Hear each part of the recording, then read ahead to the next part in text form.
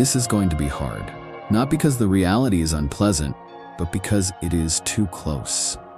There are more manipulators around you than you want to accept. They're in your family, at work, and in your social circle. Sometimes they are even in the mirror looking back at you.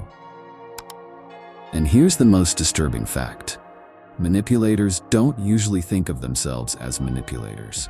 They think of themselves as survivors, planners, and people who look out for their own interests. They often think their tactics, such subtle guilt-tripping or merciless psychological warfare, are right. That's why they do well. That's why no one notices them. And that's why you're weak. People are proud of their morals, justice, and respect for others. We tell kids to be nice and trust other people. But history tells us something scary. The most powerful people weren't the nicest, they were the smartest. From the intrigues of the Renaissance court in Florence to the changing alliances of modern politics, one lesson rings out like a warning bell. The strategic eat the naive. This is where the paradox lies. People in society value honesty, but they reward lying. It talks about empathy, but behind closed doors it worships power. You are told that manipulation is wrong, but the manipulators who shape nations, businesses, and even relationships do well because they know that most people don't want to believe it. People are easy to bend, guide, and control, not through force, but through the subtle pull of psychology. So a paradox starts to happen. If you don't want to be manipulated, you could be one of its victims. If you accept it, you might lose your soul. So where do survival and morality meet? Is it possible to expose, neutralize, and outsmart manipulators without becoming a monster yourself? Or is it always hard to tell the difference between a guardian and a predator? You think you're free because you can make your own choices and use your reason. But many research in psychology say different. How a single statement is framed can change your choice. When someone tilts their head while talking to you, it can make you feel bad about yourself. A pause, a silence, or an insinuation. These small things that your conscious mind doesn't perceive can change how you feel and what you think. You might think you're safe, but the person who is manipulating you depends on that idea. Your armor starts to break down when you have too much confidence. So the question gets sharper. Are you the one pulling the ropes? Or is the puppet dancing without knowing it? The great Machiavelli famously said that men are ungrateful, fickle, liars, and deceivers. But he didn't say this to condemn people. He said it to give authority to those who wanted it. His perspective wasn't cynical. It was diagnostic. He saw through the lies that society tells to make people feel better and looked straight at the mechanics of human behavior without flinching. He knew that those who act like the world is nicer than it is are easy targets for people who know better. But here's the scary part. Most people aren't hurt by foes they can see. They are brought down by small things. Such friends who progressively lower their self-esteem, co-workers who discreetly hurt their reputation, and spouses who hide control as affection. These forces don't break down the doors. They sneak inside the mind and move the furniture about so that the victim can't tell which beliefs are theirs and which were put there by someone else.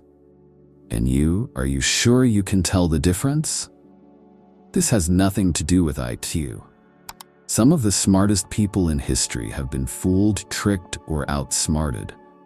Not outside opponents, but people close to Julius Caesar killed him. It wasn't peasants who overthrew kings, it was courtiers.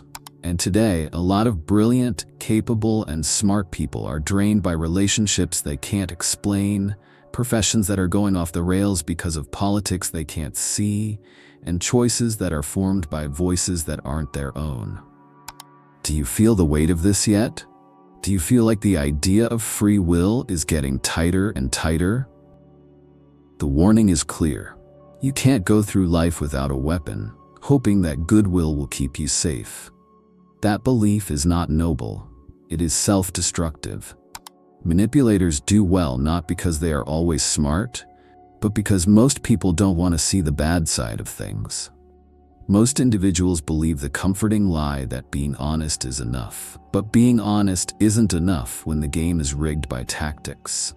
So the big question is, how can you deal with manipulation without being manipulative yourself? How can you see through masks without sacrificing your own humanity? How can you live in a world that promotes cleverness without letting it eat away at your soul? There are answers, and they can be found in psychology, philosophy, and the harsh lessons of history. Answers that won't make you feel better, but will wake you up. You won't like all of them, but you need them. Once you see how manipulation works, you can't unsee it.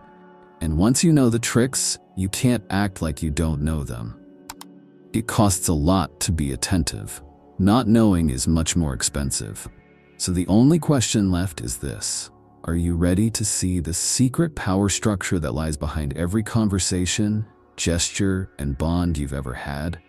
Because after that, you might never see anyone, especially yourself, the same way again. The manipulator is not the only one in peril. You are the one who starts it. With all of us. The mind is the soil of manipulation, its fears, desires, and blind spots. No one could be a manipulator if people weren't so easy to fool.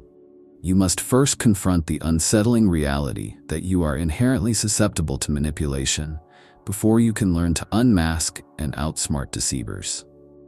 Carl Jung once said, "Until you make the unconscious conscious, it will control your life and you will call it fate." This is the problem that isn't obvious. Your unconscious mind is full of instincts, anxieties you don't want to face, and desires you haven't thought about. This makes you weak. Manipulators take advantage of things you don't want to face in yourself. If you want their approval, they won't give it to you to dominate you. They threaten to leave you if you are afraid of being rejected. If you can't stand conflict, they will keep pushing you into it until you give up and let them win. Your biggest weaknesses aren't things that happen to you. They're the mental hooks that are inside you. Machiavelli was aware of this.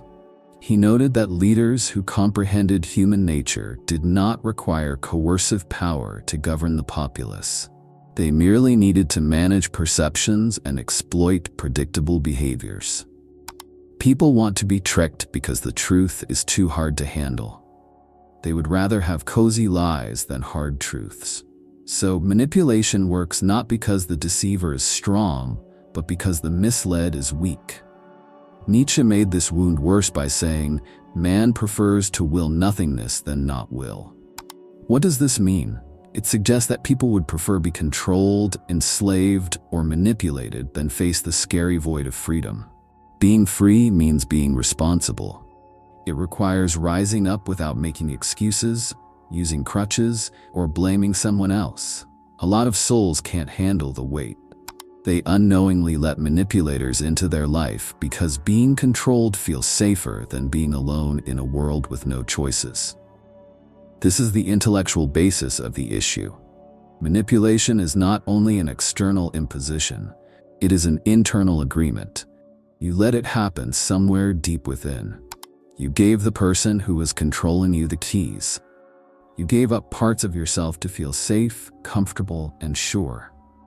But this is where the tension is. How can you blame yourself for things you don't know? How can you be responsible for things you can't see? Jung would say that the only way to be truly free is to be harsh on yourself. What needs in me make me a target? What anxieties influence the choices I regard as my own? But even asking these questions leads to another pitfall. The manipulator knows something important about you, that you want to think you are logical, moral, and consistent, but you are not. The mind of a person is full with contradictions. You say you cherish honesty, but you lie every day to protect feelings, avoid disagreement, and keep up appearances. You say you want to be free, but you hold on to routines, institutions, and authorities that make choices for you.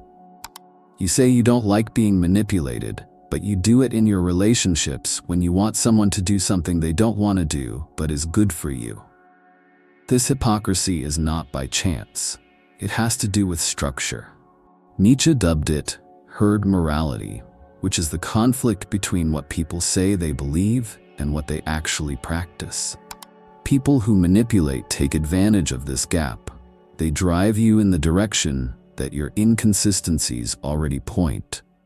They promise love while whispering to your fear of being left behind. They take advantage of your need for fairness while changing the rules in a sneaky way. They don't make you weak. They make the weakness you already hide from yourself stronger. Machiavelli was brilliant because he took away illusions. He did not create manipulation. He exposed its inevitability.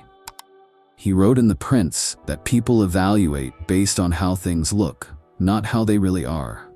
A ruler doesn't have to be good, they just have to look good. But think about this outside of politics. How many times have you confused appearance with essence in your own life? How often do you believe what someone says without thinking about how it doesn't match up with what they do? How often do you hold on to a mask because it makes you feel better than the truth beneath it? This is the main problem. We are creatures of perception, not reality. Our minds are not made to find the truth. They are made to stay alive. And survival often chooses the pretty falsehood over the harsh truth. Manipulation is just the parasite that feeds on this plan. Think about how culture itself makes you easy to manipulate. You are taught to respect authorities, make your parents happy, fit in at school, smile when you don't want to, and hide feelings that make other people uncomfortable. You have practiced betraying yourself so many times by the time you are an adult that you don't even recognize it anymore. You already know how to give in, bend, and change. People who manipulate you take on the roles of your instructors, parents, bosses, or friends. You know the script and you act without even realizing it. So when you question, why does manipulation happen? The explanation is not simply due to the cruelty of certain individuals. The fundamental truth is that manipulation happens because people are broken, inconsistent, and afraid of their own depths. The manipulator is not an outside force. They are a reflection of your own mind that you haven't looked at yet. But this awareness doesn't set you free.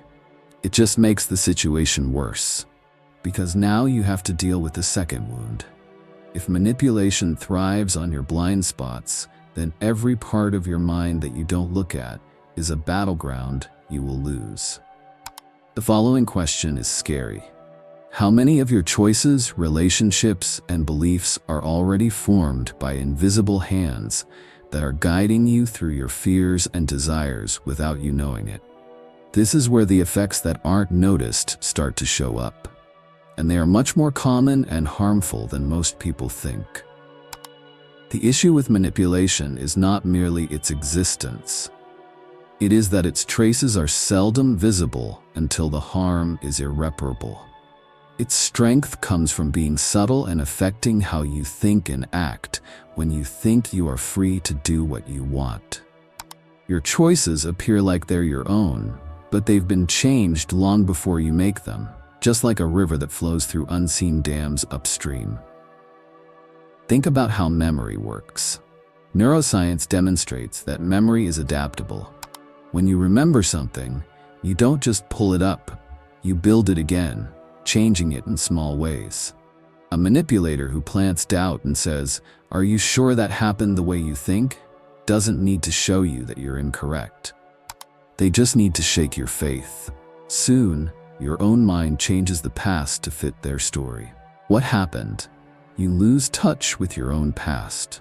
Someone who doesn't trust their recollection doesn't trust who they are.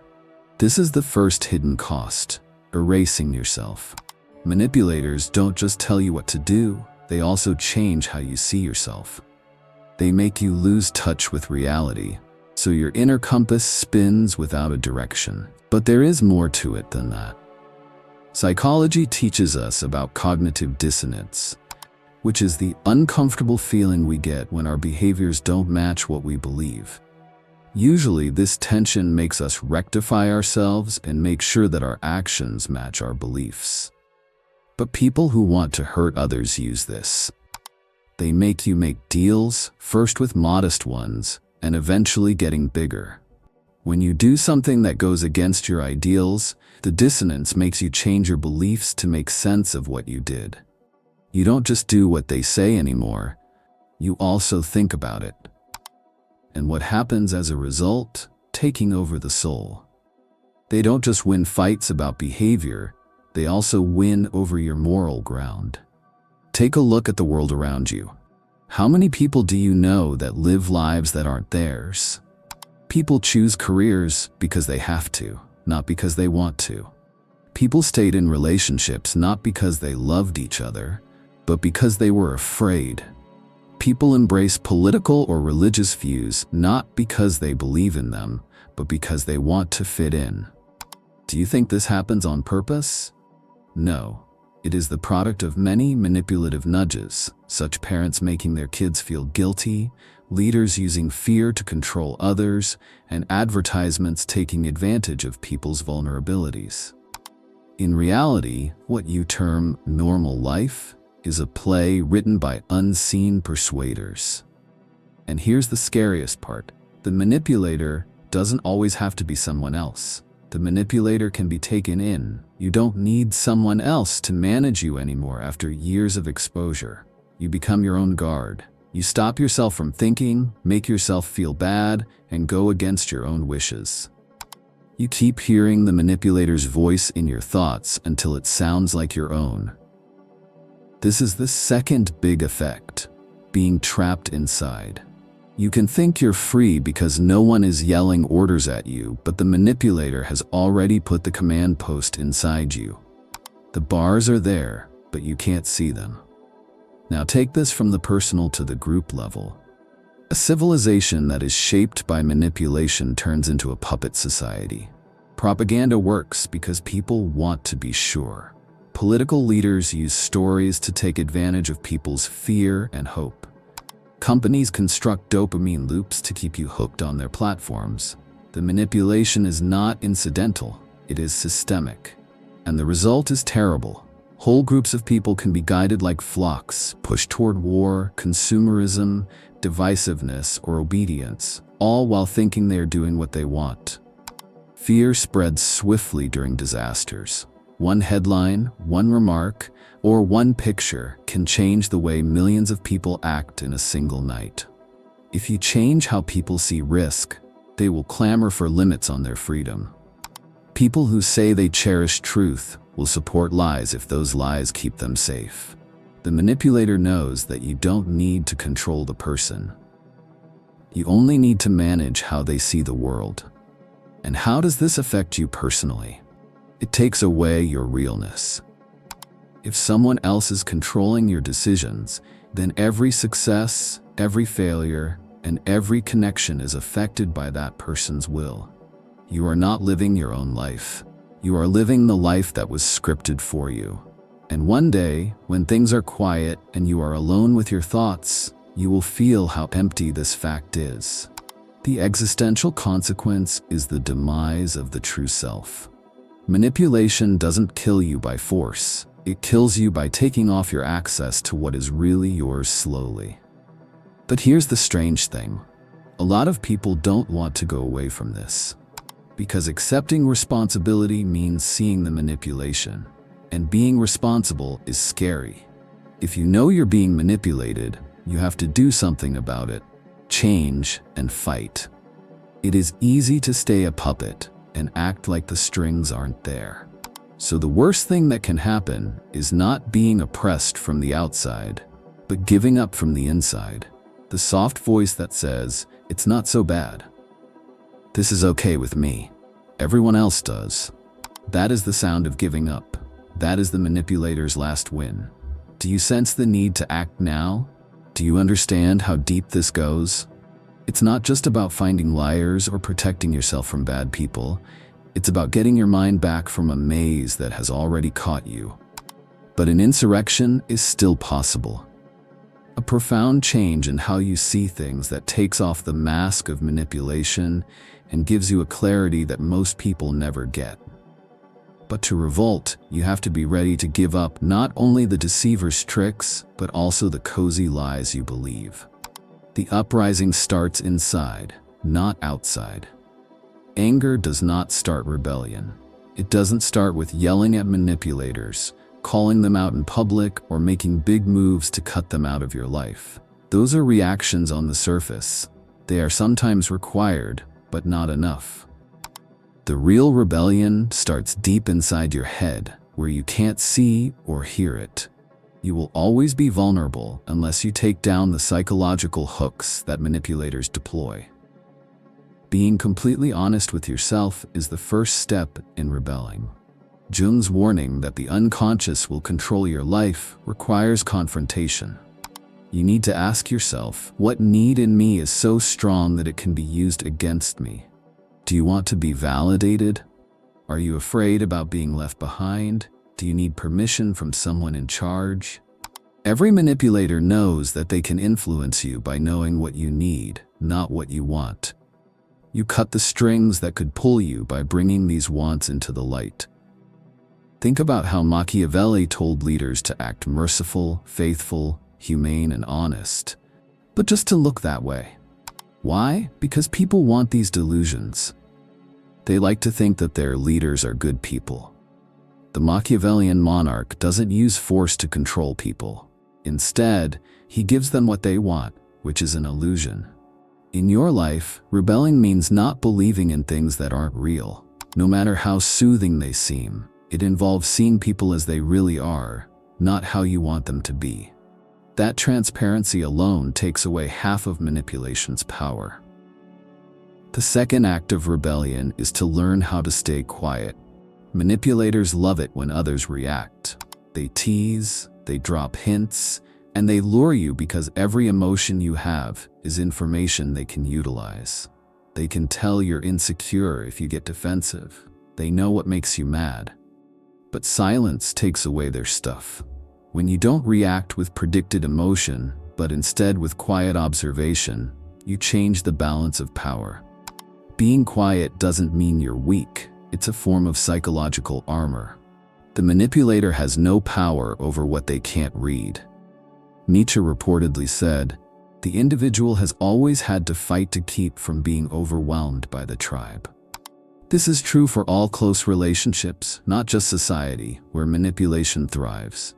The tribe, the manipulator, the group, the cultural expectation forces you to fit in. When being true to yourself means not conforming, that's when you rebel. You don't have to yell your defiance. You merely need to stay still and stay true to yourself. Manipulators are scared of people who won't change their minds because their power is parasitic. It needs you to agree. Being aware of your strategy is the third act of revolt. Being free doesn't mean giving up strategy. It means using it on purpose. Machiavelli's advice is not a call to be harsh. It is a guide to living in a society that punishes those who are too trusting. You need to learn how to think several steps ahead in order to outsmart manipulators. If someone attempts to make you feel bad, be ready for it and say no calmly. If someone tries to cut you off from others, make sure you have strong ties with other people. If someone tries to change the facts, write down the truth very carefully. This isn't paranoia, it's getting ready. Rebellion necessitates a reorganization of identity. You should no longer consider yourself as a victim of manipulation. Instead, you should see yourself as a builder of perception. The person who is manipulating you needs you to believe in their version of reality, but you can make your own. For example, if someone tries to shame you, they want you to agree with their idea of shame. What happens if you say no? What happens when you think that what they label failure is just experience, or what they call selfishness is just self-respect? The rebellion is more than just resistance. It is changing the language and meanings that manipulation uses. But here's the catch. To fight against manipulation, you have to learn how to manipulate others. not to use them to hurt others, but to protect oneself. To become immune to Machiavellian tactics, you need to study it, just like a vaccine uses a piece of the virus to establish immunity. You need to know how appearance beats reality, how fear makes people obey, and how flattery makes people less suspicious. If you don't learn these rules, they will always have power over you. Knowing them doesn't make you bad, it makes you strong. Corruption is not in knowledge, but in intention. This is clear from historical examples. Think about Marcus Aurelius, a Stoic emperor who was surrounded by betrayal and intrigue. He couldn't afford to be foolish, but he wouldn't let himself be cruel. His resistance was a form of discipline. He wouldn't let other people's actions control how he felt inside. Or think about Machiavelli himself. He was imprisoned, tortured, and thrown away by the political winds, but he left behind writings that are still studied and feared by leaders centuries later. They didn't revolt against people. They rebelled against being blind. They saw plainly, and in that clarity, they found strength. Now, bring this back to you. What does it mean to be rebellious in your everyday life? It seems like saying no without saying you're sorry. It seems like you shouldn't rush to explain yourself when silence is better. It seems like leaving bad situations without becoming angry, but staying calm.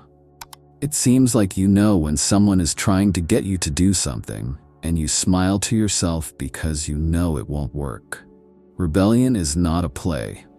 There is peaceful sovereignty, and this power has effects. Those who can't be controlled are hated by manipulators. They will say you're cold, rude, selfish, and unfeeling. Anyone who slips the leash gets these names. Don't be afraid of them. In fact, they are signs that you are free. Every accusation shows that the person who is manipulating has lost control. But there is also a price. Rebellion takes away illusions, not just about other people, but also about yourself. You will see where you have been weak, complicit, and naive. You will realize how you tricked other people, even if you didn't mean to. And this can be too much to handle. A lot of people can't stand it. This suffering, though, is cleansing. This is what it costs to stop being able to be controlled. So the revolt isn't cool. It takes a long time, is hard, and might be lonely. But it is also really exciting. Because once you know how strong it is to be free from manipulation, you will never trade it for comfort again. You won't be able to be swayed by flattery, scared by threats, or made to feel guilty by phony commitments anymore. You will have become something very rare, a person who can't be easily pushed. And this brings us to the most important question. If manipulation is the dark side of all human connection, what is beyond it? What truth can hold you so firmly that no trick, mask, or plan can shake you? The last epiphany is still to come, but it's not easy. It will force you to let go of not only your false beliefs about other people, but also your false beliefs about the world. You have followed the thread into the dark places of manipulation, the hidden problems of the mind, the consequences that aren't seen, and the rebellion that starts within. But there is still one last unchanging reality. It's not about strategy, defense, or even rebellion. It's about the bedrock that holds it all up, the essence of power itself. Here's the truth that most people don't want to face. Manipulators don't take your authority. You give it to them. Take your time with this. You only feel guilty when you go on a guilt trip. Every lie works because you like the idea of believing it. The only reason every subtle push works is because you're terrified to be alone. The manipulator can't make these breaks. They can only take advantage of them. And so, the most important thing to remember is that it's not about outsmarting people. It is about getting back what you gave up a long time ago before anyone else sought to take it. This is the paradox that both Machiavelli and the Stoics grasped. The most formidable fortress is not exterior dominion, but internal sovereignty. Machiavelli taught leaders how to make their appearances stronger and how to stay in power through stratagem. The Stoics, on the other hand, emphasize that real power is in the one area that no one can change: how your mind reacts to reality. These seem to be opposites. One is harshly exterior, while the other is peacefully within. But when put together, they make the full armor. You see the plans and expect them to happen. But your strength doesn't come from how things look. It comes from the solid base of self-control. Carl Jung said that things that aren't brought to light come back as fate. Nietzsche cautioned that individuals who refuse to confront the abyss of freedom will opt for enslavement, masquerading as security. Machiavelli said that the world is run by appearances, not by what is true. The ultimate reality is that they all point to the same law. Perception is what gives and takes away power. Whoever controls how you or others see things controls fate. But what if you don't want anyone else to control how you see things? What if you base your reality on ideas that are so strong that they can't be shaken? Not on fear, not on approbation, or on looks. That is the highest level of freedom. It is not the freedom to do whatever you want. It is the freedom to stay still, no matter what happens to you. Picture this. A manipulator tries to make you feel bad about yourself. They point out your weaknesses in the hopes that you'll break down. But you've already accepted your imperfections. You don't think you're perfect. Their weapon turns to dust when they hold it. Or they try to get you to do what they want by flattering you, hoping you'll give in. But you don't need other people to tell you you're doing well anymore. Their applause doesn't mean anything to you, or they say they will leave, reject, or abandon you. But you have learned to be on your own. What power do they still have? Not a thing. The ultimate fact is that you can't control someone who has nothing to conceal, nothing to prove, and nothing to fear. This is not an abstract idea, it is a genuine thing that happens. Look at Marcus Aurelius. He was surrounded by betrayal, yet he didn't let it bother him because he knew his worth came from virtue, not from what others thought of him. Epictetus, who was once a slave, said that no one could ever enslave his thoughts. Even Machiavelli, who was pushed aside by politics, is remembered because he saw through the lies of his time and wrote down truths that still ring true today. Each of them, in their own way, showed the idea that the unshakable man cannot be controlled. This is why manipulators are more afraid of being clear than of being confronted. They can beat emotion, naivety, and lack of knowledge. But real, unvarnished clarity makes their plans meaningless. You can see the mask, and once you do, it doesn't work anymore. But here's the scary part. Most people don't want this clarity. They are more afraid of it than being manipulated. To be clear, you have to let go of false ideas, like the idea that other people will always protect you, that life is fair, that truth is clear, and that love promises faithfulness. It takes a lot of guts to perceive the world as it really is. It needs what Nietzsche dubbed amor fati, which means love of fate. The readiness to accept the harshness of life without flinching. You will be reborn into a kind of scary freedom if you embrace this. Scary because there is no one else to blame. Motivating since no one else can tell you what to do. You are alone, yet you are not vulnerable.